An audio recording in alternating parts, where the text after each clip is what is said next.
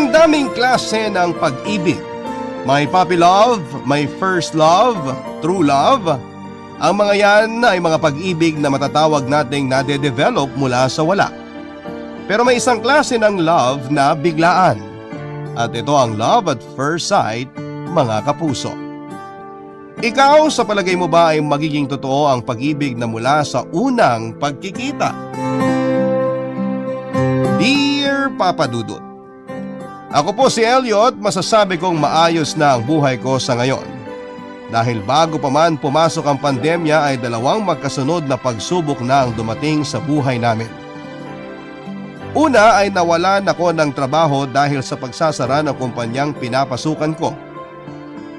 Nagbigay naman sila ng kompensasyon pero dahil sa hirap maghanap ng trabaho noon ay unti-unti ding naubos ang perang yon, Papa Dudut.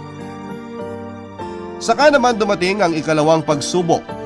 Nahulog si inay pababa sa hagdanan ng bahay namin na naging dahilan ng pagkabali ng kanyang braso dahil naitukod niya ito. Itinakbo ko siya sa ospital at sa kasamang palad ay kailangan daw lagyan ng bakal ang nabaling parte upang maghilom ng tama ang nabaling buto. Sinabi na rin sa akin kung magkano ang gagastusin.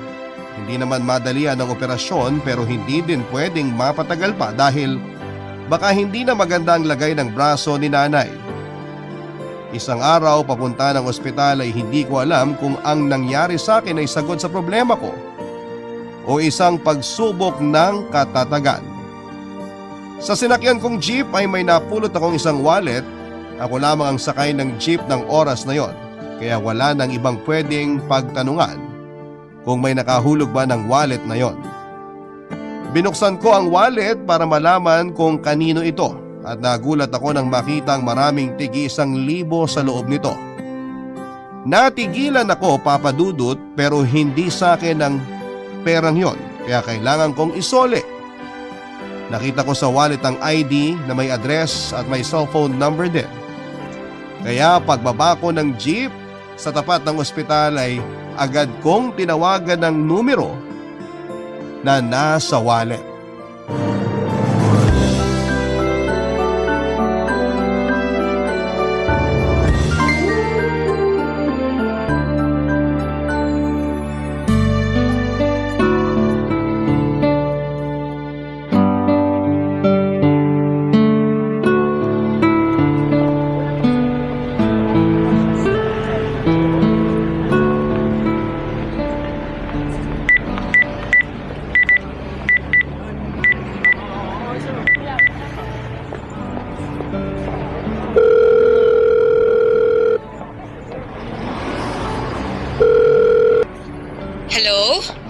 Hello?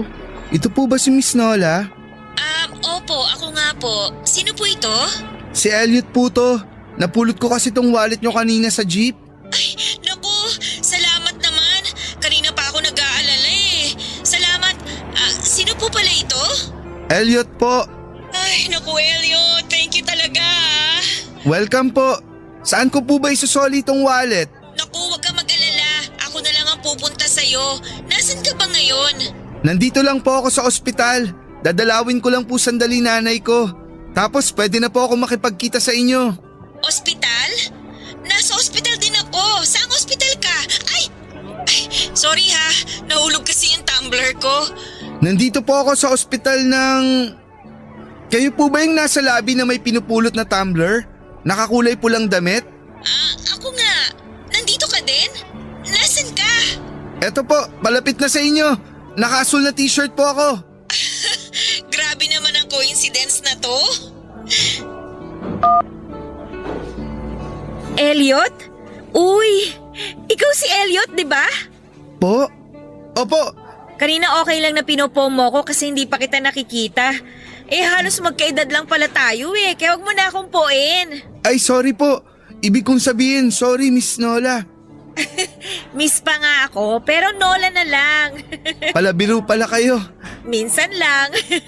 Pero seriously, alam mo sobrang salamat ha kasi ikaw yung nakapulot ng wallet ko. Ewan ko ba? Bakit ba hindi ko iningatan at nahulog yan? Salamat talaga ha. Walang anuman. Eto ang wallet mo. Pakicheck na lang. Ay, sandali. Eto, pagpasensyahan mo na tong 2,000 ha, bilang pasasalamat lang sa pagsusoli mo ng wallet ko. Hindi na ako mahihiya Malaking tulong sa akin to. Bakit ka nga pala nandito sa ospital?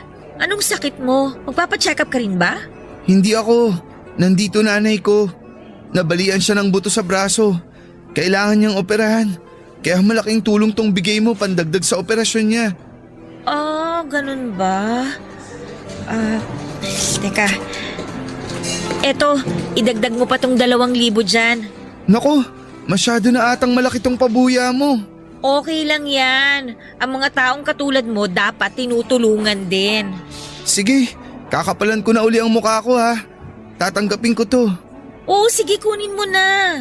May kalakihan din ang laman ng wallet ko Kung hindi mo na isoli to sa akin, mas malaki din ang nawala. Kaya maliit na halaga lang yung binigay ko kumpara sa magandang ginawa mo. Salamat talaga. Salamat. Sagot ka ng langit sa problema ko. Kanina dasal din ako ng dasal na kung hindi ko makukuha yung pera, hahayaan ko na lang. Basta maisoli lang ang mga ID at iba pang importante sa wallet ko. Pero naibalik lahat. Kaya sagot ka din ng langit sa dasal ko. Malakas talaga ang kapangyarihan ng dasal. Ano bang kailangan? Ewan ko, Papa Dudut, kung bakit parang ang daming time ni Nola para sa akin noon. Siguro ay sobrang thankful talaga siya sa pagsusoli ko nang nawala niyang wallet. Papa Dudut, nasa dibdib ko lahat ng problema kaya napakasarap ng pakiramdam na may makikinig sa akin para mailabas ang nasa loob ko. Kaya naman unti-unti din gumaan ang pakiramdam ko. Buong-buo kong ikinuwento sa kanya ang pangyayari dahil kasi sa pagkawala ng trabaho ko ay nagpilit din si nanay na maglako ng gulay sa paligid namin. Hanggang sa noong araw na yon ay nagmamadali si nanay para magtinda dahil tinanghali siya ng gising. Doon na nga nangyari ang aksidente. Matapos ko may kwento sa kanya ang lahat ay humingi pa siya ng pasensya dahil nga sa maliit lamang ang naiabot niya. Ang sabi ko ay hindi maliit ang 4,000. Nahiya nga ako, Papa Dudut, kasi parang ang insensitive ko at hindi ko man lang naitanong sa kanya kung bakit siya nasa ospital. May dinalaw ba siya o siya mismo ang nagpatingin? Hindi ko alam kung bakit parang ang tagal na niya akong kakilala. Sinabi niya na kung hindi lang siya magpapatanggal ng bato sa abdo ay marahil ay natulungan niya ako sa pagpapaopera din sa nanay ko. Nang madinig ko yon ay sobrang hiyang-hiya ako. Isosoli ko na sana ang ibinigay niya dahil kailangan niya din pala ng pera, pero pinigilan niya ako. Ang sabi niya na hindi naman siguro aabot sa eksaktong 50,000 ang gagastusin niya. Nahihiyaman ako ay nagpasalamat na lang din talaga ako ng sobra. Pero Papa Dudut, na love at first sight talaga ako sa kanya. Pero alam kong pangarap lamang yon. Kaya naman sinantabi ko ang pakiramdam na yon. Hanggang sa nagpaalamanan na kami, Papa Dudut, syempre kulang pa ang pera ko kaya kailangan ko pang kumayod sa mga racket at sideline na pwedeng pasukin para mabuo ang pampaopera ng nanay ko.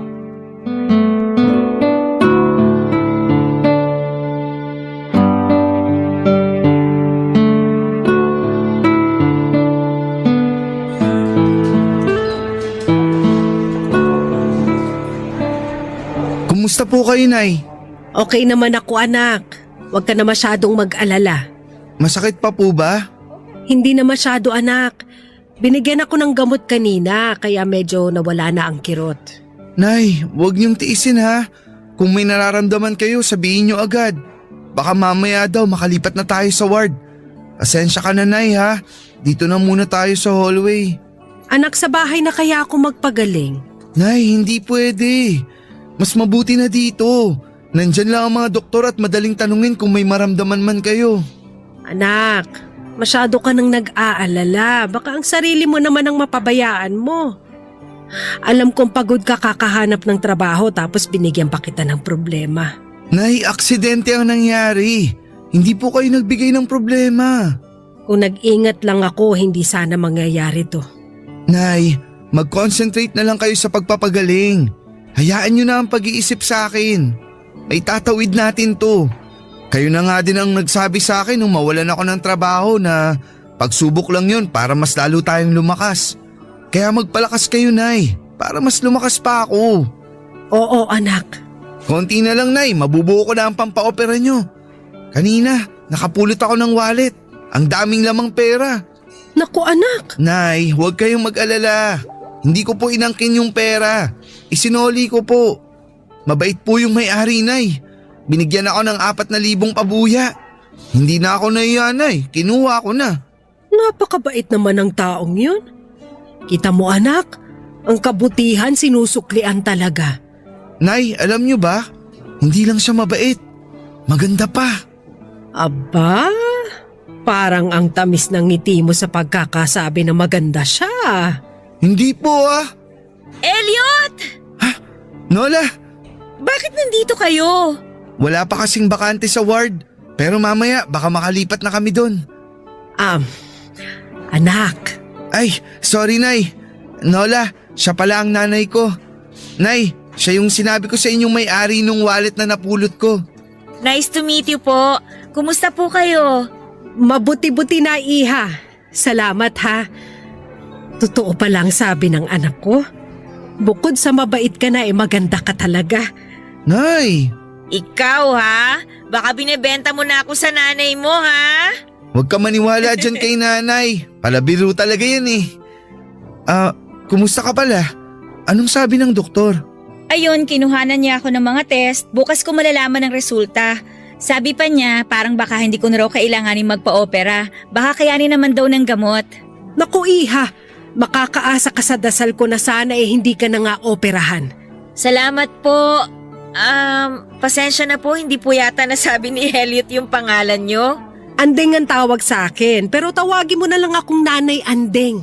Nay, nakakaya. Ano bang nakakahiya doon? Nanay naman talaga si Nanay Anding, kaya natural na tawagin siyang Nanay Anding. Tama yun, anak. Uy, Nay, nakakaya po. Ay, si Nola ang kausap ko. Tama ang sinabi mo, anak. Nay naman eh. Oh, palabiro pa lang nanay mo. Ikaw masyado kang seryoso mula pa kanina nung nagkakilala tayo. Yun nga ang sinasabi ko dyan. Masyado kong inaalala. Kaya ayan tuloy, nakakalimutan na magbiro at ngumiti. Ay, pinagtutulungan ba ako rito? Uy, ngingiti na yan. Nahihiya pa eh. Alis na nga ako. Eto naman masyadong pikon. Ang mabuti pa, ako na nga alis at baka may pag-uusapan pa kayo ni Nanay Anding. Salamat uli, Iha. Sana magkita pa tayo. Ay, sigurado po yan Nanay Anding kasi babalik po ako bukas. Ayan, dalawin mo kami ni Elliot ha.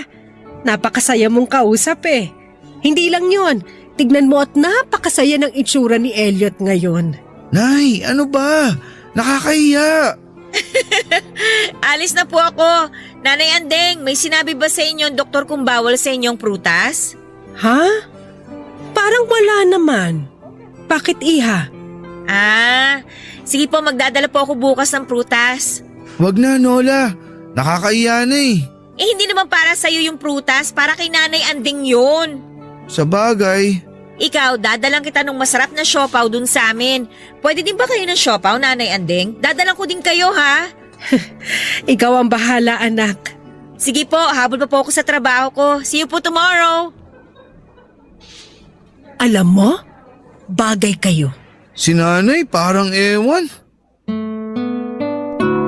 Papadudot hiyang-hiya ako ng oras na yon. Pero kalahati ng pakiramdam ko naman ang kinikilig. Ewan ko ba, Papa Dudut, hindi ko pa masyadong kilala si Nola pero dahil sa bait niya ay may kung anong kumikiliti sa akin para kiligin. Noong kinagabihan ng araw na yon ay nagkabakante na sa ward, Papa Dudut. Kaya nailipat na si nanay. Mas maayos na ang tulugan ko at binabantayan ko kasi si nanay aalis lamang ako ng umaga para nga mag-apply.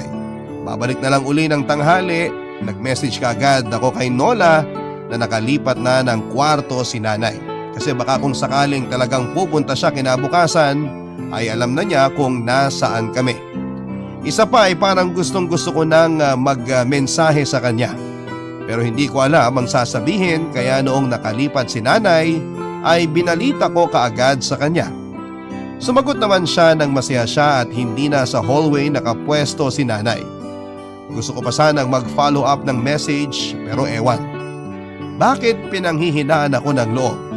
Kasi hindi ko alam ang sasabihin ko. Kaya halos mapatalon ako sa tuwa noong nag-message siya uli na see you tomorrow, pahinga ka na, good night. Kilig na kilig ako Papa Dudut at hindi ko na mahintay ang kinabukasan. Kaya hindi pa pumuputok ang araw kinabukasan ay umuwi na ako para magpalit ng damit. Maaga ako mag-a-apply sa mga nakita kong mga bakanting trabaho at matapos ay nagmamadaling pumunta sa ospital. Unay para mabalikan si nanay at pangalawa ay baka magpunta na si Nola at hindi ko maabutan. Ewan ko Papa Dudut ha, pero sobrang coincidence na naman na pagbaba ni Nola sa taxi ay siya namang pagdating ko. Gumagawa kaya ng paraan noon ang pagkakataon? Ewan, basta kinikilig na naman ako. Mabuti na din at nasaktuhan ko siya kasi medyo mabigat yung dala niyang pasalubong para kay nanay. Pagdating sa kwarto ay nakita na namin na tulog pa si nanay. Kaya sabi niya na tamang-tama kasi bibili muna siya ng inumin sa kantin dahil hindi siya nakapagdala dahil sa bigat ng mga dala niya. Sinamahan ko siya Papa Dudut, syempre habang naglalakad ay umaatikabong kwentuhan ang naganap. Pakiramdam ko nga ay hindi kami naglalakad Papa Dudut. Pakiramdam ko ay nakasakay kami sa lumulutang na ulap sa Cloud9 Papa Dudut. Kabarangay, i-share mo ang iyong barangay love stories. Sabay-sabay nating pakinggan ang iyong kwento ng pag-ibig, buhay at pag-asa. Ipadala lang sa barangaylovestories@yahoo.com. Pagdating namin sa kantin Papa Dudut ay walang tindang tubig. Naubos daw pero parating na yung in-order nila. Kaya naupo muna kami para hintayin yung tubig. Doon na naikwento ni Nola na noong gabi pala na tinawagan na siya ng doktor para sabihin na ubusin niya na muna yung mga niresetang gamot na para sa 3 araw. Saka siya titignang muli kung makakayanang tunawin ng gamot ang bato sa abdo niya. Kung tutuusin ay hindi na pala kailangan pumunta ng ospital ni Nola dahil after 3 days pa dapat ang balik niya. Pero nagpunta pa rin siya para lamang madala ang mga ibibigay niya kay nanay. Lalong tumataas ang respeto at pagtingin ko sa kanya Papa Dudut nang dahil sa mga nalaman ko. Sinabi ko sa kanya na patuloy kaming magdarasal ni nanay para hindi na siya maoperahan. Napansin ni Nola na parang bumibigat ang mga kuwentuhan namin. Kaya nagtanong siya kung saan ako nagtatrabaho. Doon din niya nalaman na wala akong trabaho at nag-a-apply pa lamang. Kaya sinabi niya na nagtatrabaho siya sa isang pabrika na gumagawa ng tela at kailangan nila ng delivery driver. Yun nga lang daw, hindi pang matagalan yung mai-offer niyang trabaho dahil yung talagang driver nila na matagal nang nagtatrabaho doon ay babalik pa. May inaasikaso lamang sa probinsya kaya nang hingi ng leave. Pero kahit na hindi pang matagalan ay masaya na ako kung makakapasok ako dahil malaking tulong na ang kikitain ko doon. Sinabi pa ni Nola na dahil parang temporary lamang ako ay pwede niyang ilakad na maging kaliwaan ng sweldo ko kada araw para mabuo na ang pang-opera ni nanay. Nang araw na yon, pag-aakyat namin kay nanay ay nagpaalam ako sandali para mag-apply sa kumpanya nila Nola. Natuwa naman si nanay at pakiramdam ko ay lalong lumalim din ang pagmamahal niya kay Nola. Matapos kong mag-apply ay bumalik ako ng ospital para ibalita kay nanay na dahil sa rekomendasyon ni Nola ay tanggap agad ako. Napakadali ng trabaho Papa Dudut. Ang delivery ay tuwing umaga at hapon lamang. Kaya pwede akong bumalik sa ospital para magbantay kay nanay at babalik na lamang sa oras ng pagdi-deliver Papa Dudut.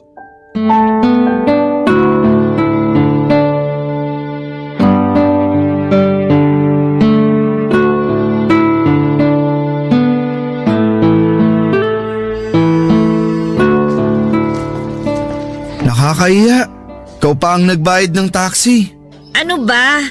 Kung ako lang mag-isa ang pupunta dito, ako din naman ang magbabayad. Kaya isipin mo na lang na may libreng sakay si Mayor. Salamat ah. Ang kulit mo, sabi ng taxi lang yun eh. Hindi lang sa taxi, pati sa pagpasok sa akin sa trabaho. Yung pagiging mabait mo sa akin at kay nanay. Alam mo, napakalaking bagay sa akin ang ginawa mo. Kaya natutuwa ako kay Nanay Anding kasi pinalaki ka niyang marangal. Salamat. Oh, naiiyak ka ba? Ha? Hindi. Makita ka naman ni Nanay Anding niya, lolokohin ka na naman nun. Pasensya ka na kay nanay ha. Alaskador lang talaga yun. At pikon ka naman. O ayan, parang napipiko ka na naman ah. Hindi ah. Papasok na tayo sa ward. Ngumiti ka na, baka si Nanay Anding naman ang humalili sa pangaasar. Tulog pa pala si nanay. Ay, oo nga. Sige, puntahan ko muna yung doktor ko ha. Balik na lang ako mamaya. Gusto mo samahan na kita? Wag na, doon lang naman sa itaas yung doktor ko. Tsaka mabuti na yung nandyan ka para pagising ni Nanay Anding, makita ka niya kaagad. O sige, sabihin ko na lang kay nanay na babalik ka. Oo, sige.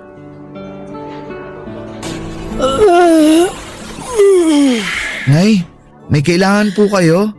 Nakatulog pala ako. Sumakit kasi kanina tong kamay ko. Pinainom ako ng gamot. Nakakaantok pala yun. Mamaya po, kakausapin ko yung doktor na sa 1 linggo na kayo operahan. Sigurado po na kompleto na ang pera sa 1 linggo. Medyo matagal na kasi yan eh. Natatakot ako na baka hindi na maiayos ang braso nyo. Anak, may awa ang Diyos. Wala naman sigurong masamang mangyayari sa akin kung maghihintay pa tayo. Sana nga po, Nay. O, umiiyak ka ba? Hindi po. Huwag kang iiyak. Hindi maganda itsura mo pag umiiyak ka. Nanay naman eh, nangaasar na naman. Yan na nga ba ang sinabi ni Nola kanina na siguradong aasarin niyo ako pag ganito ang itsura ko? Nasaan na nga pala si Nola? Nagpunta lang po sa doktor niya. Aalamin daw niya ang resulta kung nakuha ba sa gamot yung kondisyon niya. Sana naman. Dadaan daw po siya dito pagtapos dun sa doktor niya. O, ayan na pala siya. Nanay Anding, good morning po. Kumusta ka, anak? Anong sabi ng doktor? Elliot, Nanay Anding. Hindi ba maganda ang resulta? Joke! Okay lang daw po ako. Effective daw po yung gamot. Wala nang operasyon na magaganap. Ay, salamat naman sa Diyos. Bibili po ako ng pansit, Nay, ha? Magse-celebrate tayo.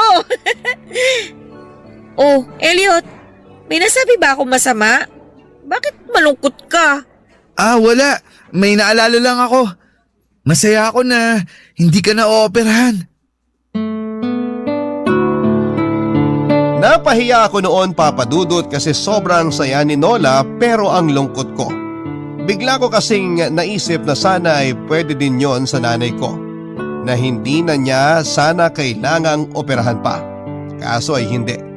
Kaya agad akong humingi ng paumanhin dahil sa itsura ko. Pinilit kong ngumiti pero kahit si nanay ay ramdam kung bakit ako biglang nagkaganon. Mag-aalala na naman si nanay at baka sisihin na naman niya ang sarili niya dahil sa aksidente niya. Kaya kahit hindi ako artista ay talagang pinilit kong iarte na wala namang problema. Mahirap ang ginawa ko kasi pasulpot-sulpot at naiisip ko na nakakatakot para kay nanay ang operasyon. At isa pa ay hindi pa sapat yung naipon ko para sa operasyon ni nanay. Pero kailangan kong magmaskara ng masayang mukha para hindi sila madamay. Kaya para hindi na nila mahalata ay nagyaya na ako na bumili kami ng pansit. Nakakahiyaman, Papa Dudut, dahil hindi naman ako ang gagastos. Pero ayoko na kasing mapansin at maramdaman ni nanay ang nararamdaman ko. Kaya umalis muna kami para bumili. Makakapagtago ako kay nanay pero hindi kay Nola dahil siya ang kasama ko.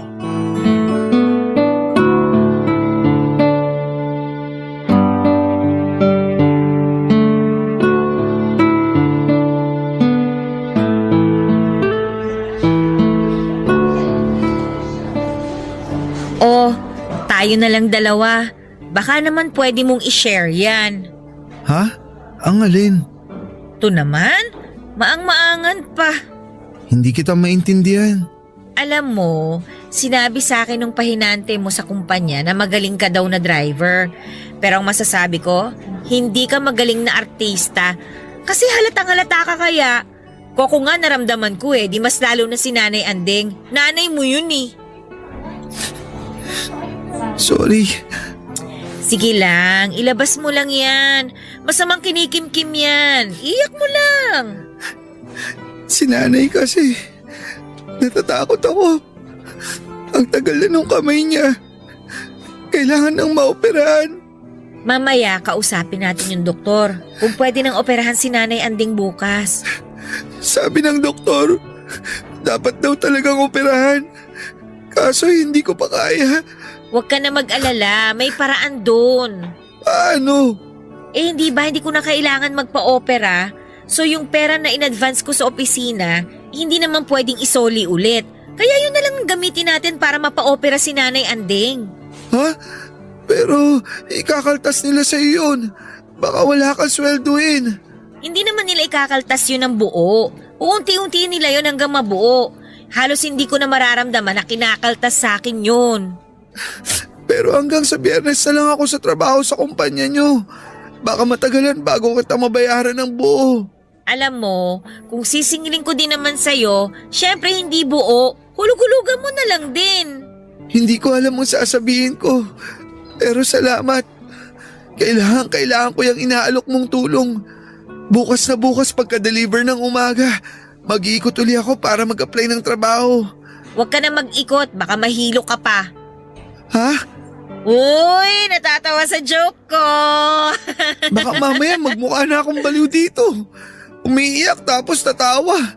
Ang ibig kong sabihin, huwag ka na maghanap ng trabaho. Sa mahigit 1 linggo mo sa kumpanya, maganda yung record mo. Madami ang natuwa sa'yo. Kaya nung sinabi sa akin na may opening para sa checker ng stocks, sabi ko na ikaw na yung kunin.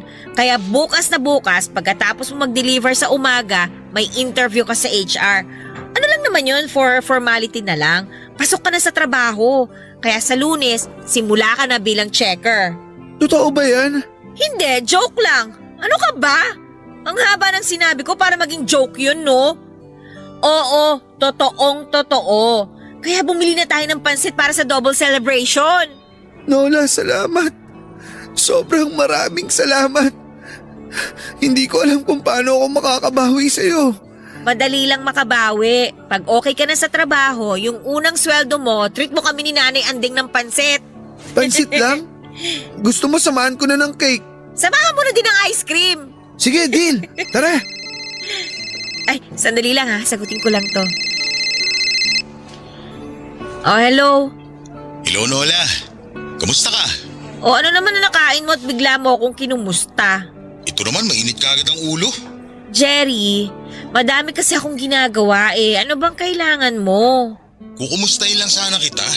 Okay naman ako. Ikaw, sana okay ka rin. O siya, sige na, may gagawin pa ako. Bye. Sino yun? Ay naku, isipin na lang natin na wrong number. Ayokong masira ang araw ko. Kaya tara na, halika na. Bumili na muna tayo ng pansit dahil naghihintay na si Nanay Andeng. Papa Dudut, hindi ko alam kung anong maganda ang nagawa ko at ibinigay sa amin ng Diyos si Nola. Sobrang bait niya. Hindi niya kami kaano-ano o hindi man lang kakilala ng matagal ni Nanay pero ganoon na lamang ang suporta niya sa amin. Sa tulong niya ay naoperahan si Nanay at nakauwi na kami ng bahay. Pero tuloy pa din ang pagiging mabait ni Nola sa amin. Palagi siya nagpupunta sa bahay tuwing weekend para doon mananghalian. Kasi si Nanay bagamat nakasemento pa ang kaliwang braso ay nakagagalaw naman ang kanan niya. Kaya tuwang-tuwa siyang paglutuan si Nola. Spoiled si Nola kay Nanay kasi every weekend 30 putahe lagi ang handa ni Nanay. May pabalot palagi si Nanay. Minsan habang kumakain kami noong magaling na ang braso ni Nanay ay nakwento niya na itutuloy niya ang paglalako ng gulay para may extra income kami at hindi yung sweldo ko lamang ang hinihintay namin. Kahit may kulang pa ako sa pagbabayad ng pinahiram ni Nola para sa operasyon ay sinabi niyang papahiramin niya daw ng pera si Nanay para magtayo ng maliit na tindahan ng ulam sa tapat ng bahay. bilang masarap magluto si nanay, sigurado daw na papatok sa tao ang luto niya. Isa pa sabi ni Nola para hindi na daw lalayo pa si nanay sa paglalako. Mabuti daw yung nandyan lamang siya sa tapat ng bahay. Tinanggihan ni nanay dahil sa nahihiya ito. Pero pinagpilitan talaga ni Nola kaya ayon, natuloy ang tindahan ng lutong ulam sa tulong ng kapital na pinahiram ni Nola, Papa Dudut. Barangay Love Stories. Barangay Love Stories. Papa Dudut, sobrang lalim na ng pagmamahal ko para kay Nola, pero nahihiya akong sabihin sa kanya dahil sa dami ng tulong niya sa amin. Baka magmukhang abusado na ako at magmukhang ayoko siyang bitawan dahil madami pa siyang maitutulong sa amin. Alam kong mali ang iniisip ko, Papa Dudut, pero pinanghihinaan talaga ako ng loob. Baka mali ang nararamdaman ko na may nararamdaman na din siya sa akin si Nola. Natatakot ako, Papa Dudut. Sa 6 na buwan na magkakilala kami ni Nola ay doon ko lang din nalaman na may boyfriend pala siya bago kami nagkakilala. 3 taon sila pero nagkahiwalay sila dahil sa selos ng lalaki sa estado ng buhay ni Nola. Dahil mas kumikita si Nola kesa sa ex niya, ay insecure ito kaya kung ano-anong selos ang inimbento hanggang sa makipaghiwalay na nga si Nola. Siya pala yung Jerry na minsang nadinig ko na kausap ni Nola sa telepono. Napakabait ni Nola para pag-isipan siya ng ganon. Nainis ako pero nailang din. Kasi 6 na buwan pa lamang, baka hindi pa uli handa si Nola para umibig. Ang daming naglalaro sa utak ko at halo-halong emosyon, kaba, hiya, takot. Pero sabi ni nanay ay wala daw mangyayari sa akin kung puro ako isip. Gawin ko daw at kung ano ang maging kalabasan ay tanggapin ko. Kaya ginawa ko, Papa Dudut. Maganda ang kinalabasan ng pag-uusap namin. Naging kami, Papa Dudut. Kinikilig na naman ako. Siyempre talagang ginawa ko ang lahat para maging masaya siya.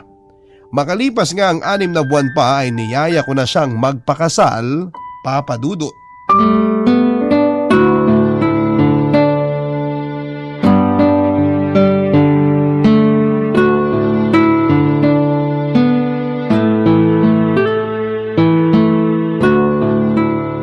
Tara, kain na tayo. Sige, sunod ako. Sagutin ko lang to. Sige.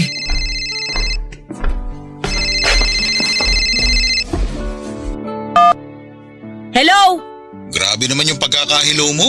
Ano ba naman, Jerry? Bakit ka ba kasi tumatawag? Kailangan ko na bang magpalit ng number para maintindihan mo lang na ayoko na makipag-usap sa'yo? Huwag ka naman ganyan. Kukumustahin lang naman kita eh. Ano bang gusto mong marinig, Jerry? Na hindi ako okay? Tapos sasaya ka na? O sige, kumusta ako? Hindi ako okay. O ano, okay na ba yon? Sobra ka naman. Hindi ka naman dating ganyan ah. Pwes, salamat sa'yo at ito na ako ngayon. May gagawin pa ako kaya goodbye na. Sabado ngayon, may gagawin ka pa rin? Oh, kailan ba kita naging sekretary para magdikta ng schedule ko? Sige na, magtatanghalian na kami. Baka hindi pa ako makakain. Kami? Sino kasabay mo manangalian? Ay, kailangan ko talagang sabihin sa'yo. Kung sasabihin kong kasabay kong kumain ng hari ng Inglaterra, anong gagawin mo? Alam mo, nagiging bakulaw na ako dahil sa'yo eh. Ibababa ko na to, sige na.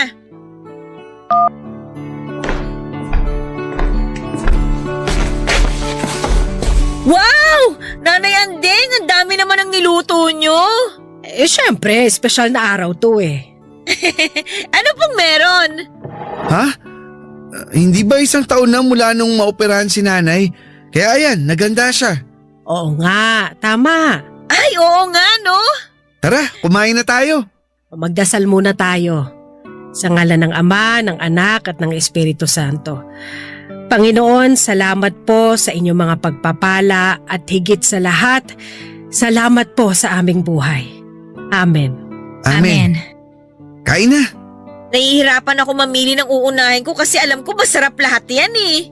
Unahin mo na yung pinakapaborito mo. Oo nga po, itong masarap na bopis. Nay, gusto ko sa darating na importanteng araw sa buhay ko, mas madami pa ang handa ha. Aba syempre naman anak. Pero dahil pang maramihan ang lulutuin, Dapat may mga assistant ka.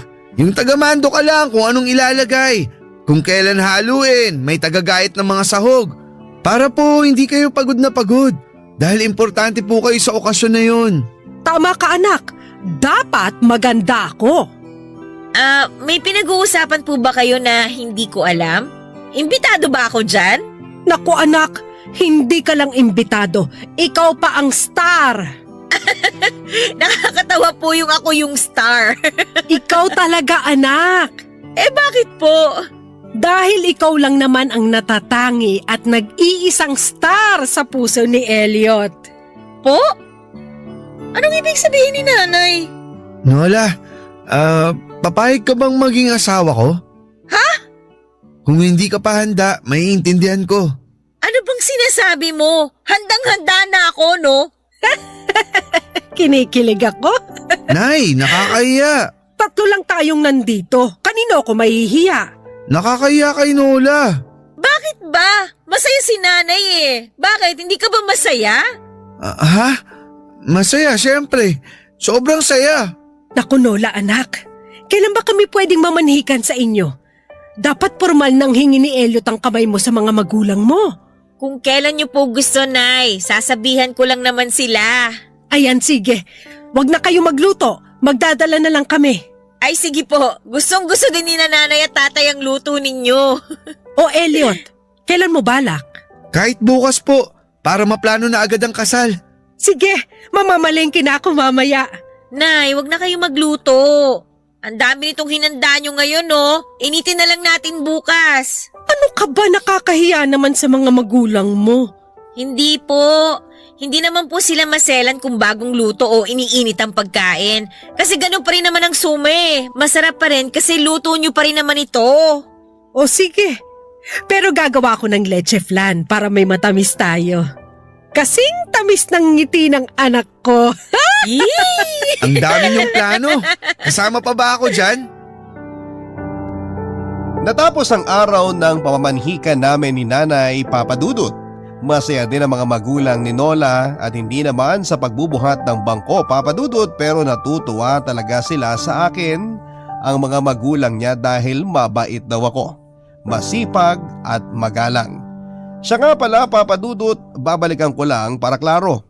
Yung utang ko pala ay yung pinahiram ni Nola kay Nanay ay nabayaran namin bago pa man kami naging magkasintahan ni Nola. Wala lang, baka kasi isipin ng mga kabarangay natin na kaya ko siya pakakasalan para hindi na kami magbayad. Pero wala na din naman kaming pakialam sa isipin ng iba kasi ang importante ay masaya kami. Hindi kami nag-aksaya ng oras Papadudut. Talagang kinakarir namin ang paghahanda sa kasal. Sa iyahandang pagkain ay sinanay na ang nag-aasikaso. Kaya talagang nakatuon kami sa mga permit, mga papel na kailangan, ang mga lugar na pagdadausan ng kasal at reception. Ang mga damit namin syempre, ang entourage, ang imbitasyon at ang mga imbitado. Kahit abalang-abala kami at nakakapagod ay natatapos ang araw namin na masaya kami dahil sa paghahanda. Masaya kami nang dumating ang araw na may gugulo pala sa fairy tale namin ni Nola.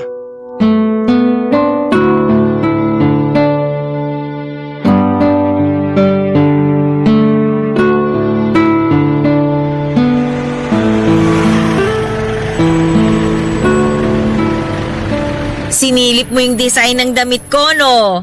Hindi daw pwede yung ganon. Ito naman, naniniwala ka pa ba sa pamahiin? Saka design lang naman ang nakita ko. Hindi yung aktual na damit. Kaya hindi counted yun. Basta madaya ka. Nola, Jerry?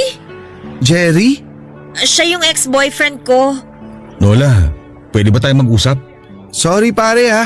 Madami pa kaming aayusin kasi kakasal na kami. Nola, please. Gusto kitang makausap. Jerry, wala na tayong dapat pag-usapan. Please naman, Nola. Huwag mo naman ako ganituhin. Pare, naintindihan mo naman siguro yung sinabi ni Nola. Wala nang pag-uusapan. Huwag ka nga makialam dito. Sira ulo ka pala eh. Elliot, huminahon ka nga. Hayaan mo ako. Gusto kitang makausap, please. Pagbigyan mo naman ako. Bakit ngayon?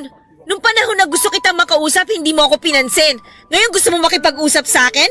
After 1 year? Inaamin ko na, naging tanga ako noon. Pero nagsisi na ako. Nagbago na ako. Kung nagbago ka para sa sarili mo, maganda yon. Pero kung nagbago ka para sa akin, sobrang huli na ang lahat. Pero huwag ka mag-alala, pinatawad na kita noon pa. Hindi ako papayag ng ganun. Kailangan natin mag-usap. Ang kulit mo naman pala eh. Ayaw na nga makapag-usap, pipilitin mo pa. Pwede ba? Lubayin mo na si Nola. Ikakasal na kami. Kaya wag mo na siyang guluhin. Halika na nga, Elliot. Hindi. Mag-uusap tayo. Pare, kung gusto mo mag-iskandalo, wag mo kaming damay. Elliot, halika na sabi. Nola! Tanga ka ba talaga? Nola, please! Nakakabwisit ka na. Gusto mo ba talaga? Elliot, ano ka ba? Bakit mo ba kasi papatulan yan? Halika na. Mauna ka nang umuwi. Mag-uusap lang kami. Ano? Mauna ka na sabi. Susunod na lang ako. Magpapaiwan ka para dyan? Pauwiin mo ako? Sino ba ako dito? Please naman, Elliot. Huwag ka nang dumagdag, oh. Sundin mo na lang ang sinasabi ko. Nola, anong ginagawa mo? Umuwi ka na, please. Halika na, Nola!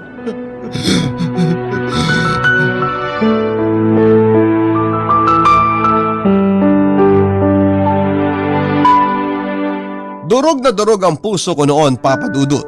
Hindi ko maintindihan ang naging desisyon ni Nola at mas pinili niyang sumama sa lalaking nanakit sa kanya noon kesa sa akin. Ayoko na sanang tingnan sila dahil sobrang sakit, Papa Dudut. Sana nga hindi na ako tumingin pa dahil kitang-kita ko ng halikan ng lalaking yon, si Nola. Para akong binulag ng eksenang yon, Papa Dudut. Hindi ko na nakikita ang paligid basta naglakad lamang ako ng naglakad ng tahimik subalit tuloy-tuloy ang pagtulo ng aking luha. Hanggang sa makarating sa bahay ay saka ako humagulhol kay nanay. Pinilit akong aluin ni nanay at nagpaliwanag siya sa nangyari na hintayin ko daw muna si Nola para mas maliwanagan ako. Hindi umuwi sa bahay si Nola ng araw na yon. Hindi ko siya tinawagan dahil nanginginig ako tuwing susubukan ko. Pero Papa Dudut, bago pa man mag-isip ang mga tagapakinig ay lilinawin ko lamang po ang mga nangyari. Hindi umuwi si Nola sa bahay namin dahil umuwi siya sa bahay nila kung saan ay kasama niya ang parents niya. Tinawagan naman niya si nanay para sabihin na nasa bahay na nila siya. Alam din ni Nola, Papa Dudut, na masakit para sa akin ang mga nangyari. Pero dahil kasama ko naman daw si nanay ay alam niyang ligtas na ako. Tinapos niya lang daw ang usapan sa ex niya para magkaroon sila ng pare-pareho ng closure. Ayaw ni Nola na may gugulo pa sa relasyon namin kaya kinailangan niyang kausapin ang masinsinan ng kanyang ex-boyfriend. Ang tungkol naman sa halik ay bigla lang daw siyang hinalikan ng lalaking yon dahil siguro sa sakit noon ay hindi ko na din nakita kung paano nasampal ni Nola ang kanyang ex dahil sa ginawa nito. Papa Dudut, natuloy ang kasal namin at napakasaya po nito. At ngayon ay dinadala na ni Nola ang aming magiging anak.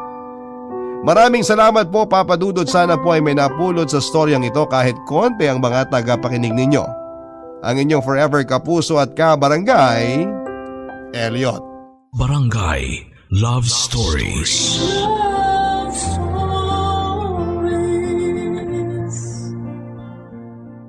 Barangay LS 97.1 Number 1 Forever. Kabarangay, i-share mo ang iyong barangay love stories. Sabay-sabay nating pakinggan ang iyong kwento ng pag-ibig, buhay at pag-asa. Ipadala lang sa barangaylovestories@yahoo.com. Ang isang matatag na tahanan ay binubuo ng isang matibay na haligi at maliwanag na ilaw.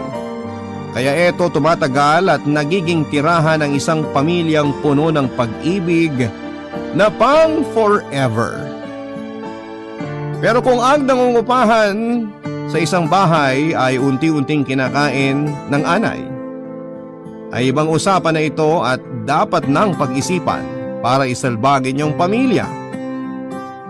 Ikaw kapuso, naranasan mo na bang mangupahan? Dear Papa Dudut, noong grade 2 pa lamang ako ay nagkaroon ako ng hindi malilimutang leksyon na itinuro sa amin ng teacher namin noon. Ito ay ang basic needs ng isang tao. Ang food, clothing at shelter. Gusto kong simulan ang sulat ko sa leksyon na yan. Dahil may kinalaman sa shelter ang ibabahagi ko sa ating mga kabarangay. Ako po si Suzette at naging libangan ko po ang makinig sa inyong programa. Kaya ngayon ay gusto ko namang ikwento sa lahat ang buhay ko at ang nangyari sa aking pamilya. Matagal ko na ang kasintahan noon si Elijah sa probinsya, Papa Dudut. Taga Leyte po kaming dalawa at doon po kami lumaki at nagkakilala. Bata pa lamang ako ay kilala ko na si Elijah kahit 2 taon ang tanda niya sa akin. Naalala kong naging kalaro ko siya at nakita ko kung paano siya naging gwapong binata kaya madali niyang nakuha ang puso ko. Simple lang po ang buhay namin sa probinsya, Papa Dudut. Noong ko pa pinapangarap na kapag may pagkakataon ay gusto kong tumira sa Maynila. Gusto kong makakita ng artista, ng sine, ng tren, ng mga bagay na wala sa amin. Yan po ang pangarap ko noong bata pa lamang ako dahil puro magaganda ang naririnig ko mula sa mga taong galing sa Maynila para makipagsapalaran. Nang maging asawa ko si Elijah ay binigay naman niya ang lahat para mapakain ako. Meron siyang namanang lupa sa kanyang mga magulang na pinagtamnan namin ng gulay para gawin naming hanap buhay. Sa madaling salita ay hindi kami nawawala ng pagkain sa hapagkainan dahil sa pagsasaka, Papa Dudut. At tuwing malamig o mainit ang panahon ay may bahay kaming nasisilungan.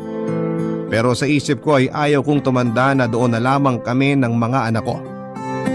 Gusto kong lumipat kami sa Maynila at magagawa lang namin yon kapag naibenta na namin ang lupa namin sa probinsya. Pwede namin gamitin ang pera para sa bagong buhay na gusto kong mangyari sa Maynila. Kaya walang araw at gabi na hindi ko kinakausap at kinukumbinsi si Elijah na ibenta na ang lupa nito. At lumipat na lamang kami ng mga anak niya sa Maynila, sa lugar na inaasam-asam ko na matutupad ang aking mga pangarap.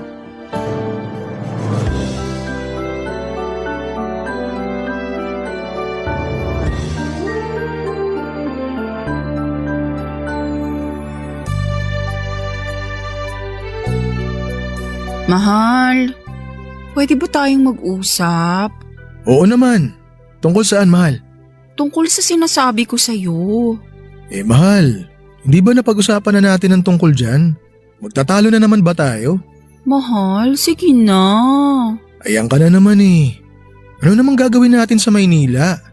Mas maganda rito sa probinsya. Lumipat na lang tayo ron.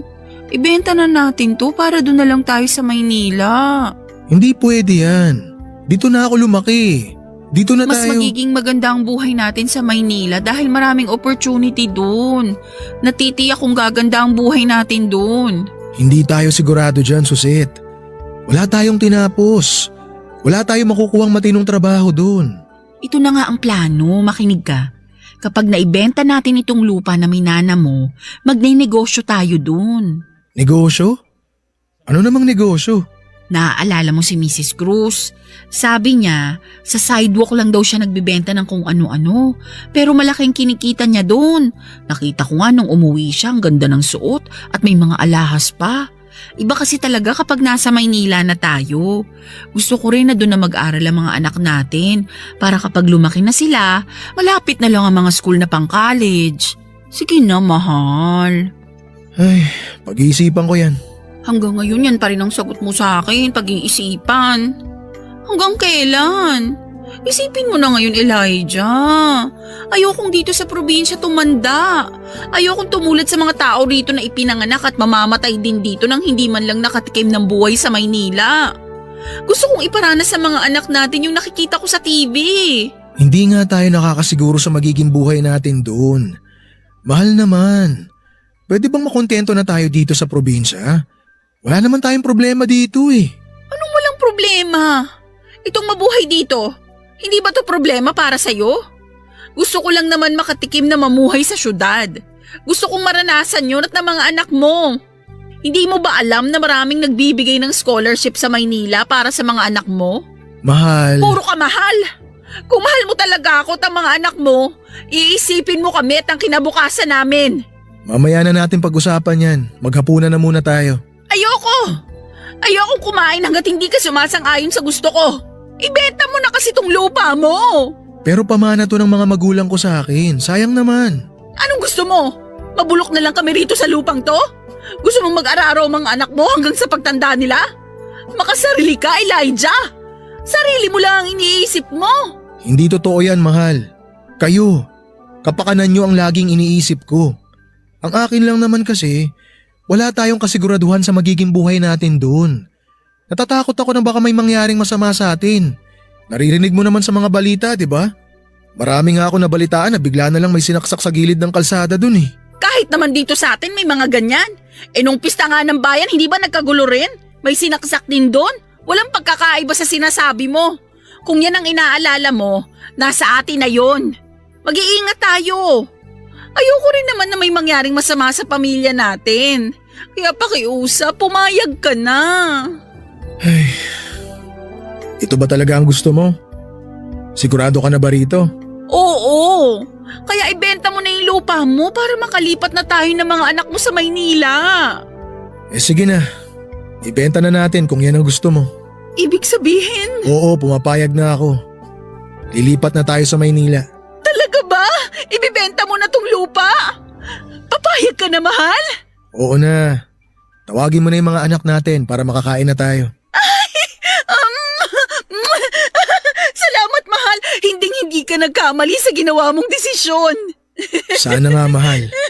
O sige na. Tawagin mo na yung mga bata. Kumain na tayo.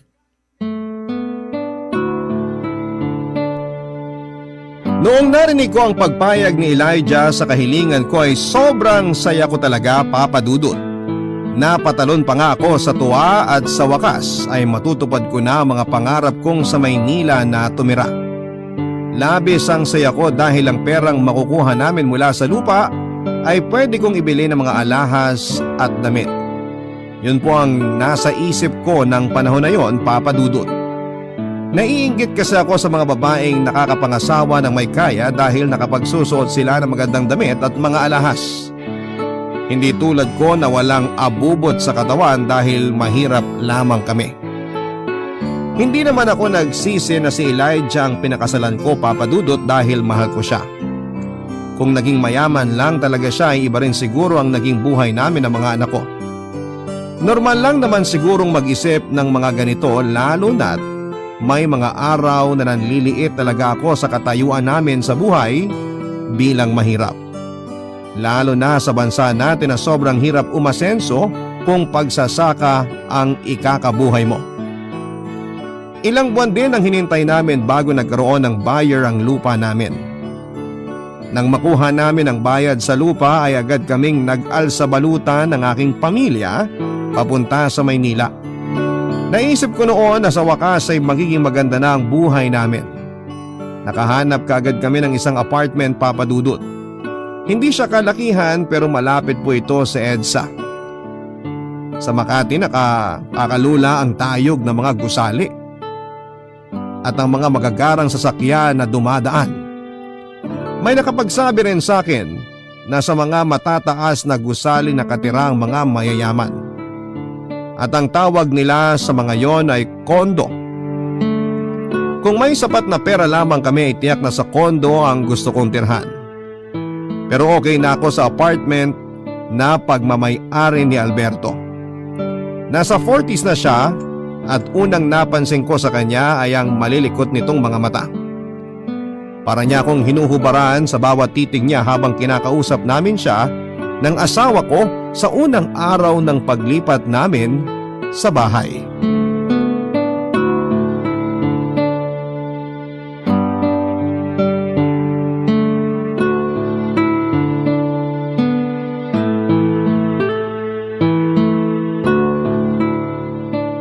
May tanong po ako.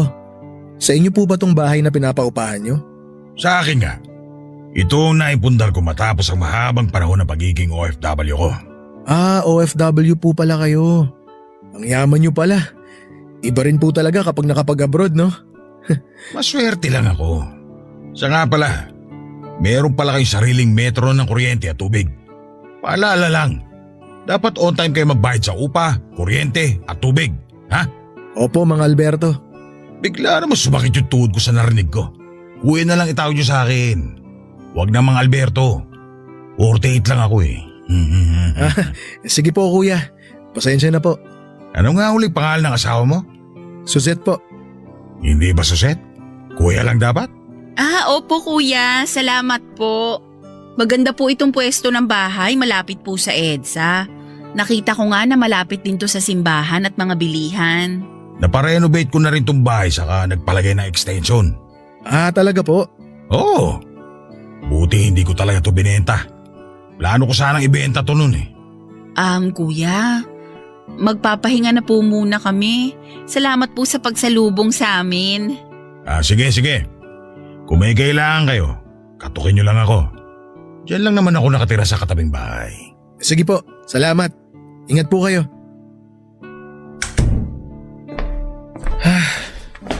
Iba rin yung titig ng matandang yun sa'yo Napansin mo ba? Napansin mo rin pala? Kaya nga sinabihan ko na magpapahinga na muna tayo para makaalis na siya. Kinikilabutan ako sa kanya. Sa palagay ko nagandahan lang yun sa'yo. Naku baka mamaya pagsilosan mo yung matanda ha? Ano ka ba? Hindi no. Maganda naman talaga ang asawa ko kaya marami napapatitig. Pero kahit ganun, alam kong ako lang naman ang nasa puso mo, tama ba? Oo no, ikaw lang ang mahal ko. Pero nakakairita talaga yung titig ng Alberto. Hayaan mo siyang maduling sa kakatitig sa'yo. Wala namang makukuha yung matandang yun kahit buong maghapon ka pa niyang titigan eh. Kung sa bagay, yung upa lang ang makukuha niya sa akin. Mahal, heto na tayo. Nasa Maynila na tayo.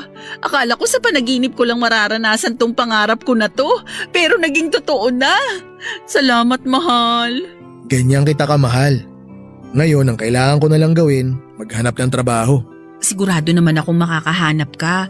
Pwede rin akong magtinda ng kung ano-ano tulad ng napag-usapan natin. Basta ang importante, masaya at buo tayong pamilya. Masaya at buong naninirahan sa Maynila. Mahal, gusto kong puntahan yung Luneta. Sumakay din tayo ng tren. Pwede tayong mamasyal bukas. Ay, gusto ko yan. Paniguradong matutuwa ang mga bata nito. Ay, sana itong paglipat natin dito, mabigyan tayo ng maayos na pamumuhay. Magtiwala lang tayo. Hindi ako magiging pabigat sa'yo, mahal.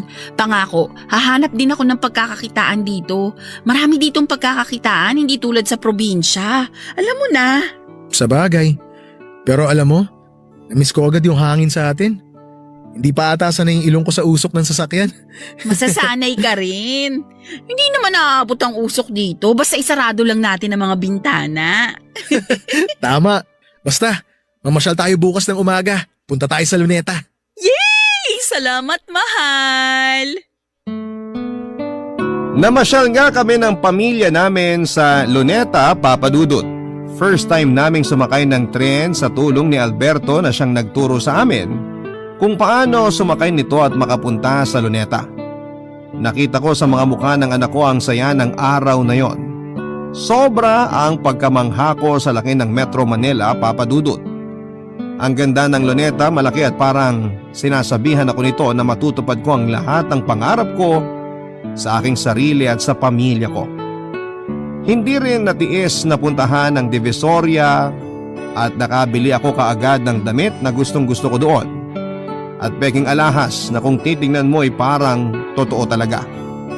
Naramdaman ko sa oras na yon na hindi na ako babalik sa probinsya dahil nasa Maynila lahat ng gusto kong mga bagay at ang lugar na ito lamang ang makapagbibigay ng gusto ko sa buhay. Pagka-uwi namin ng bahay ay kapansin-pansin talaga ang kakaibang titig ni Alberto sa akin. Parang may pagkamanyak talaga itong tumingin lalo na kung ako lamang mag-isa sa bahay. Sa takot ko ay sinabihan ko kaagad si Elijah tungkol dito. Sinabihan lamang niya ako na huwag na lamang siyang pansinin. Mahirap din makahanap ng ibang malilipatan na kasing ayos ng tinitirhan namin. At eto na ang pinakamurang apartment na nakita namin. Sa isip ko, Papa Dudut, kaya siguro mura dahil manyakis ang may-ari. Pero tama naman si Elijah na wala kaming ibang ugnayan ni Alberto. Upa lang naman ang kailangan naming ibigay sa kanya kaya hindi ko na lamang siya pinapansin. Kahit na nagpapapansin siya, Papa Dudut. Barangay Love Stories. Barangay Love Stories. Papa Dudut, sobrang iba ang buhay sa Maynila kesa sa probinsya. Sa unang buwan namin ay iba ang sinasabi ng ingay ng Maynila sa akin. Nangangahulugan itong maunlad ang lugar, nasasarapan ang tenga ko sa ingay at nakakaramdam ako ng enerhiya na magkakaroon din kami ng magandang future sa nasabing lungsod. Hindi malabong matupad ang mga pangarap ko sa aking sarili at sa mga anak namin ni Elijah dahil parang lahat ng gusto naming mangyari ay ibinigay naman sa amin. Tulad na lamang ng mabilis na pagkakahanap ni Elijah ng trabaho bilang construction worker. Ang sabi ni Elijah sa akin ay kakayanin niya ang trabahong ito para sa amin at sanay naman siya sa pangmalakasang trabaho. Habang nagtatrabaho si Elijah ay naisipan ko ring maglako ng kakanin sa kalye kasi medyo malaki nga ang cost of living sa Maynila kesa sa probinsya. At para na rin hindi mahalata ni Elijah na ang perang ipon namin na galing sa pagbebenta ng lupa ay ginagastos ko sa pagbili ng mga damit na gusto ko at pagpunta sa mga studio para makakita ng artista. Yun ang naging libangan ko, Papa Dudut, habang nasa eskwelahan naman ang mga anak ko. Pero dumating ang panahon na kailangan ko ring magkapera. Sinubukan kong maghanap ng trabaho at napasok ako sa isang factory. Hindi madali ang trabaho pero kapag dumating na ang sahod ay nakakabili ako ng mga bagay na gusto ko tulad ng branded na damit at mga gadget. Para sa akin lang ang sahod ko. Binibilhan ko naman ang mga anak ko ng maayos na damit nila at si Elijah ay bahala sa pagkain at sa upa ng bahay namin.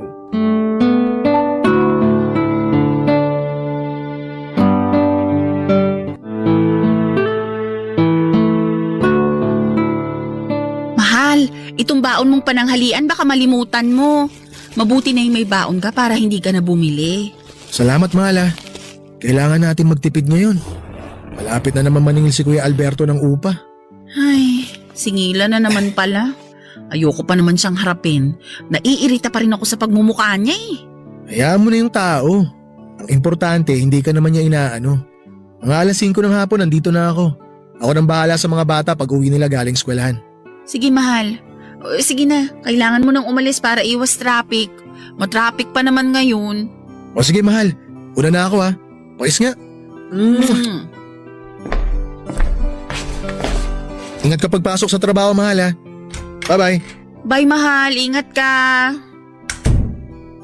Makapaghanda na nga nang makapasok na sa trabaho. Oh, bakit kumakatok si Elijah?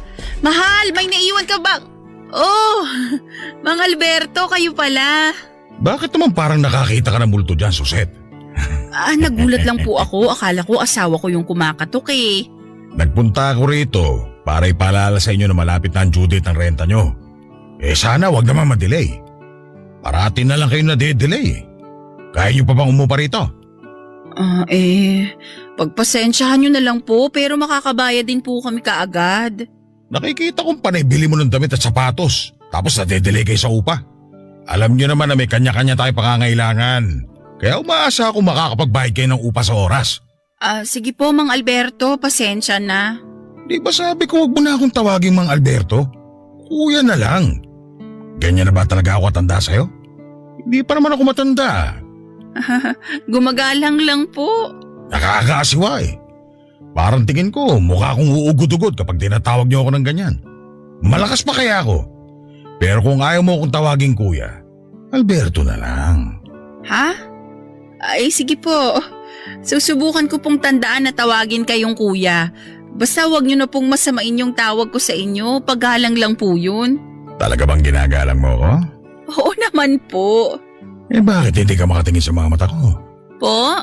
Maganda ka, Suset. Alam mo ba yon? Ho? Ang sabi ko, maganda ka. Unang kita ko pa lang sa'yo, nagandahan na ako eh. Ang swerte ng asawa mo. Nakabingwit siya ng tulad mong maganda. Ako po ang maswerte. Gwapo po si Elijah at mahal niya ako. Talaga ba? Ay, sige na po. Kung wala na po kayong ibang sadya, kailangan ko nang maghanda. Papasok pa po ako sa trabaho eh. Basta kung may kailangan ka, Suset, huwag kang mahiyang lapitan ako, ha? Sige po, salamat po. Sara ko na po itong pinto.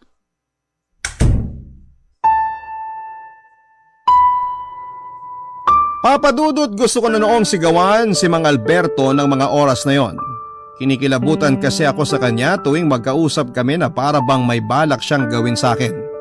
Pero sa loob-loob ko ay kailangan kong maging mabait sa kanya dahil gipit kami ng panahon na yon. At baka ma-delay na naman ang bayad namin sa upa. Ubus na noon ang perang dala galing sa probinsya. Nagamit ko na rin ng pera para bilhin ang mga bagay na gusto ko. Naiinis ako sa sarili ko, Papa Dudut. Ayaw kong umabot kami sa sitwasyon na pagsisihan namin ang ginawa naming paglipat sa Maynila. Wala akong magawa kundi ang pakisamahan si Mang Alberto at magpa-cute kapag kinakausap niya ako habang humihingi ako ng palugit na oras para sa pagbayad sa upa. Hindi ko kasi mapigilan ang sarili ko noon na gastusin ang bayad sa upa sa ibang bagay. Pilit ko itong itinago kay Elijah dahil ayaw kong malaman niya ang ginagawa ko at baka sisihin pa niya ako sa hindi magandang buhay namin sa Maynila. Gayon pa man ay positibo akong malalampasan namin ang problema dahil may trabaho naman ako sa pabrika. Makakaipon din ako para sa pambayad sa upa. Kailangan ko lang na disiplinahin ang sarili ko na huwag gumastos sa mga bagay na para sa luho lamang. Papa Dudut, iba talaga ang tono ng pananalita ni Mang Alberto tuwing magkausap kami. Kailangan na daw niya talaga ang upa dahil may paggagamitan siya nito.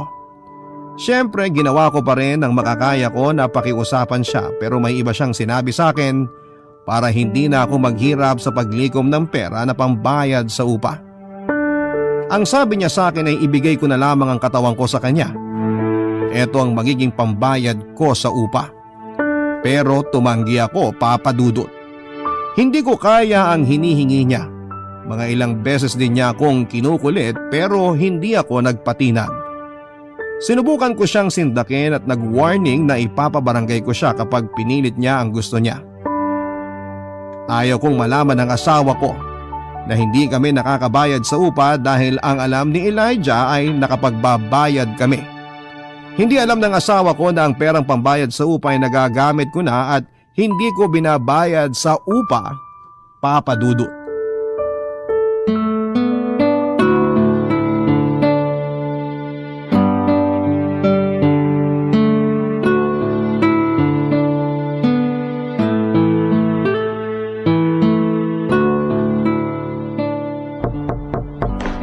Sino yan?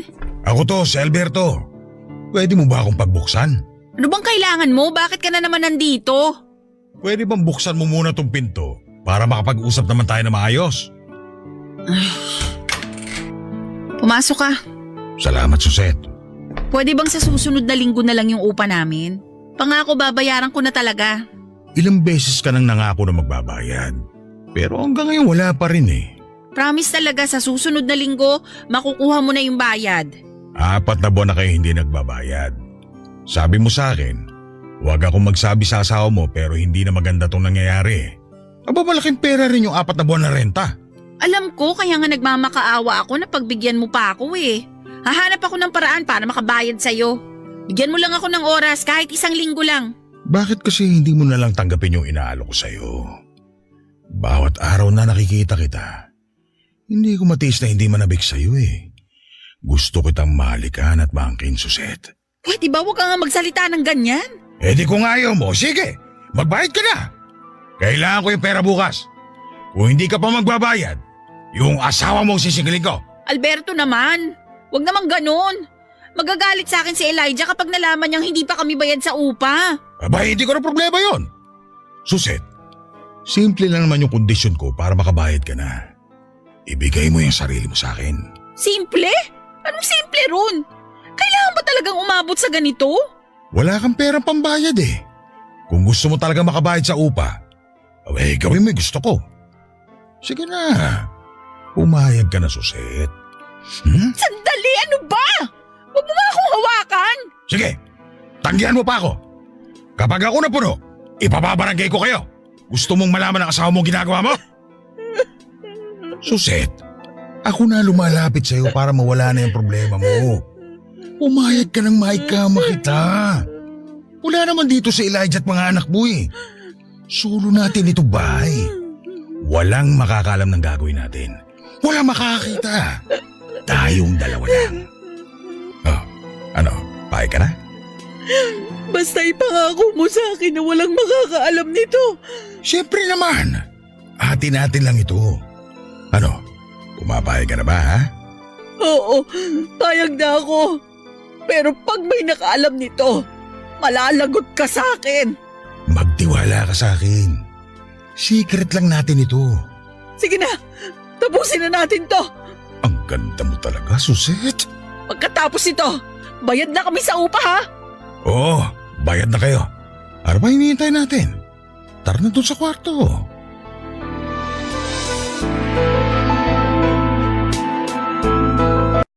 Bilang kabayaran sa upa ng bahay ay ibinigay ko ang sarili ko sa kanya sa kama. Naging kabayaran ang laman ko para sa upa namin sa bahay. Noong araw na may nangyari sa amin ay hindi humupa ang pag-agos ng luha sa aking mga mata. Natanong ko sa aking sarili kung bakit humantong sa ganito ang lahat at bakit binigo ako ng Maynila. Hindi lang isang beses na ipinagamit ko ang sarili ko kay Alberto. Tuwing wala kaming pambayad ng renta ay katawan ko ang ginagamit ko, Papa Dudut. Ang lahat ng ito ay ginagawa ko dahil sa pride. Kahit na niloloko ko na ang sarili ko ay ayoko pa ring aminin na mali ang naging desisyon naming lumipat sa Maynila. Ayoko kasing masira at mawala ang tiwalang ibinigay sa akin ni Elijah. At baka isipin nitong sayang lamang ang ginawa niyang pagpayag sa kagustuhan kong lumipat. Itinago ko ang lahat kay Elijah, Papa Dudut. Maraming beses akong umiiyak sa loob ng banyo at parang nandidiri sa aking sarili. Tuwing kaharap ko ang asawa ko ay parang may mga mata si Alberto na nakatingin sa katawan ko at nagpapakasasa na gawin ang lahat hanggang sa hindi ko na nga kilala ang aking sarili. Inisip ko na lamang ng mga panahong yon na ayaw kong iluwa ang pagkapasok ko sa desisyong pagbenta ng lupa ni Elijah sa probinsya para lamang masunod ako na makalipat kami ng Maynila, Papa Dudut. Barangay Love Stories. Barangay Love Stories. Maraming beses na may nangyari sa amin ni Alberto, Papa Dudut. Maraming beses kong pinagtaksilan si Elijah sa mismong kwarto namin. Kung noon ay parang pambayad lamang sa upa ang dahilan ng ginagawa ko, naglaon ay naging paraan ko na rin po ito para makakuha ng pera pambili sa mga luho ko. Sa isip-isip ko ay isang lalaki lang naman ang gumagamit sa akin at maliban sa asawa ko. Kadiri man pero tiniis ko na lamang ito, Papa Dudut.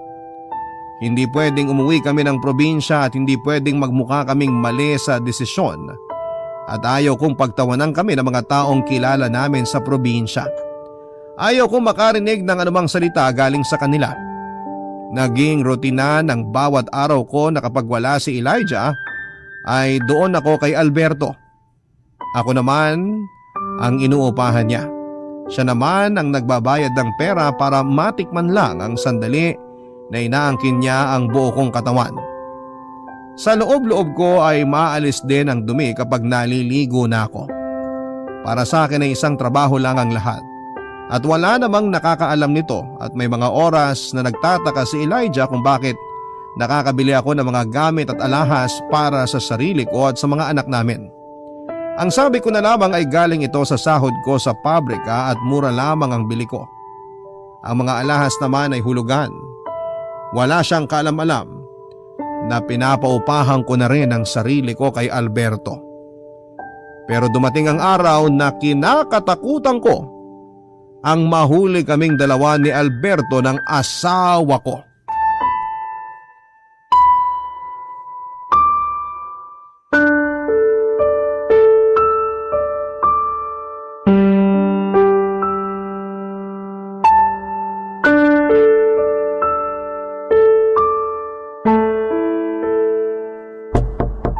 Suset?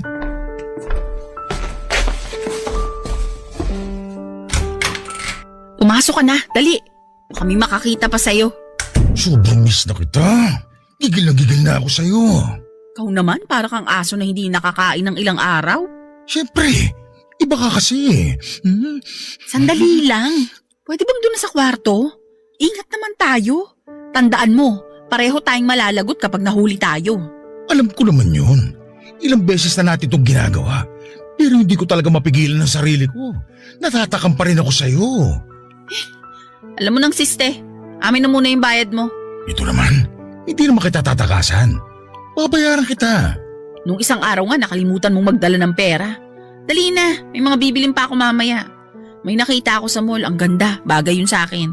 Lahat naman bagay sa'yo kasi bukod sa maganda ka, abay sexy ka pa. Naku, binobola mo pa ako. Hindi ha, totoo yun. Sige na, doon na tayo sa kwarto. Gusto ko na matinding laban ngayon. Bakbakan ito. Mukha mo, parang hayok na hayok. O sige na, doon na tayo sa taas. Kahit paglakad mo, iba pakiramdam ko eh. Natatakam na talaga ako. Para ka talagang aso. Asong naglalaway sa'yo. Pero teka, bago tayo pumasok sa kwarto, ibigay mo muna yung pera. Ito naman. O sandali. O yan, sapat na yan. Yan ang gusto ko, yung nagbabayad ka agad. O ano, pwede na. Oo, pwede na. Pumasok ka na sa kwarto. Yan ang sinasabi ko. Abay sige na, humiga ka na. Oh, halika na dito, dali. Akin ka ngayon, Suset. Suset, ano to? Elijah? Ang baboy nyo! Walang yakang matanda ka! Mahal! Huminahon ka! Kailan pa to? Kailan pa kayo nagpapabuyan dito? Napakawalang hiya nyo! Sa sariling kwarto pa natin yung ginagawa, Suset! Ang hahalay nyo! Hindi na kayo nahiya! Sandali lang, magpapaliwanag ako. Ano yung hawak mo, Suset? Pera ba yan? Nagpapabayad ka sa matandang to? Binibenta mo dangal mo dito sa hayop na to? Kaya pala kung ano-ano nabibili mo. Nakakahiya ka, Suset! Nakakahiya ka! At ikaw naman walang hiya ka! Ha? Ikaw nga dito! Bitiwan mo ako! Hindi kita bibitawang hayop ka! Yang asawa mo malandi! Binabayaran ko naman siya! Wala akong kasalanan! Kapal na mukha mo! Elijah! Tama na! Lumabas ka na, Alberto! Dalian mo! Walang hiya kayong dalawa! Pinagmukha niyo akong tanga! Mga baboy kayo!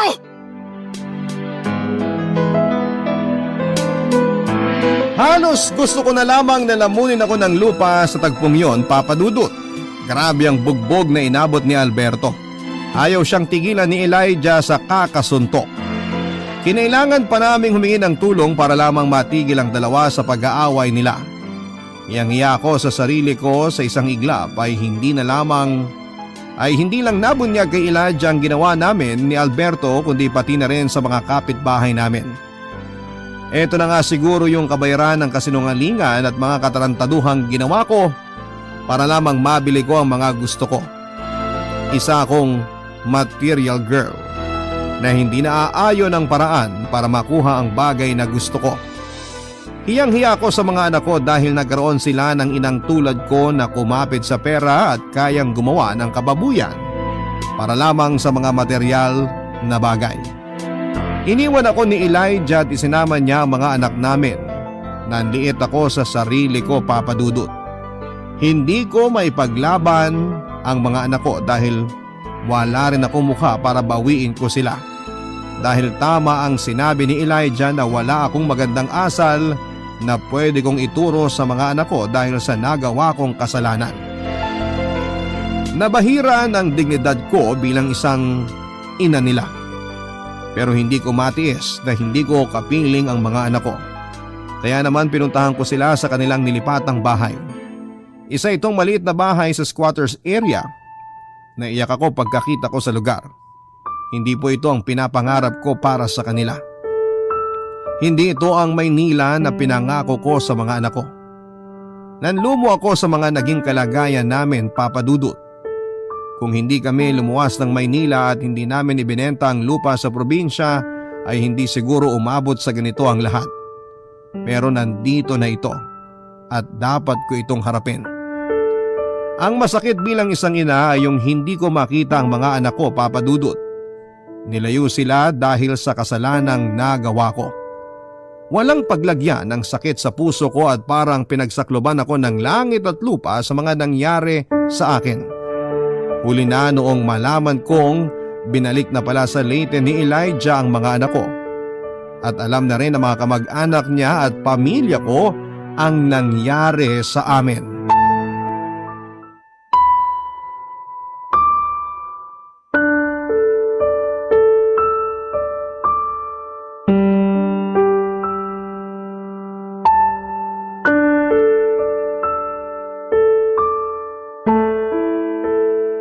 Anong ginagawa mo rito, Suset?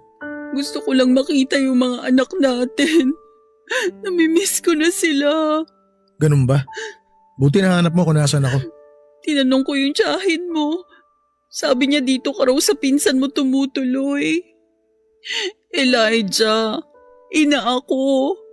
Sana maintindihan mo ang nararamdaman ko. Ina ka? Naririnig mo ba yung sinasabi mo? Ina ka nga pero anong ginawa mo? Nilagay mo kami sa kahihiyan. Kinailangan ko silang ibalik dito sa Leyte para kahit papano malayo sila sa kahihiyan na ginawa mo. Nandun sila ngayon sa pinsan ko. Kung gusto mo silang makita, puntaan mo sila ron. Elijah naman eh. Anong inaarte-arte mo dyan? Elijah, patawarin mo naman ako. Patawarin niyo na ako, Elijah. Mahal. Suzette, hindi ganun kadali ang magpatawad. Naging tapat ako sa'yo. Nung pinili kitang maging asawa, naging tapat ako. Nasa tao naman yun eh. Binigay ko naman lahat sa'yo ah. Lahat ng gusto mo, binigay ko sa abot ng makakaya ko kahit na mahirap lang ako. Sana, kung gusto mo pala ng material na bagay, hindi ako ang pinili mo. Sana hindi ako ang pinakasalan mo. Hindi na kita kilala, Suzette. Hindi na ikaw yung babaeng pinakasalan ko. Hindi, Elijah. Pinili kita dahil mahal kita. Anong mahal mo ako? Pera ang mahal mo. Binuka mo yung hita mo para sa pera ni Alberto.